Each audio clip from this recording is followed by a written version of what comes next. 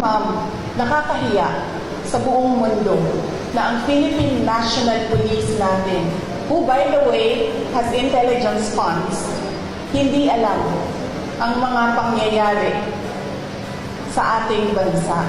Nakakahiya na meron tayong police na hindi nila alam ang threats sa Vice President.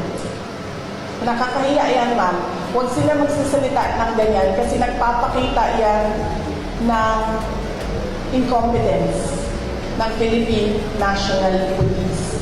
Dapat dyan, kung ako po ay Presidente, Sekretary ng DILG, Chief ng PNP, ang sagot dyan ay,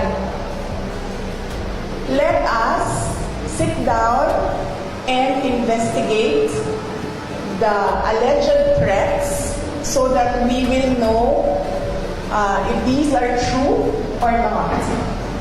Yan ang tanong. Ayan ang sagot dapat ng tamang tao. Pagiging tao na tama mag-isip, yan ang sinasagot dapat. Hindi yung sinasabing wala kaming alam ng mga threats.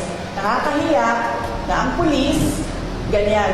So, ibig sabihin, ang dami nilang walang alam ng mga pangyayari. So, kaya pala, nagkanya-kanya na ang mga kriminal dahil walang alam ang kapulisan. Nakakahiya para sa Pilipinas na naririnig na ang pulis natin ganyan magsalita.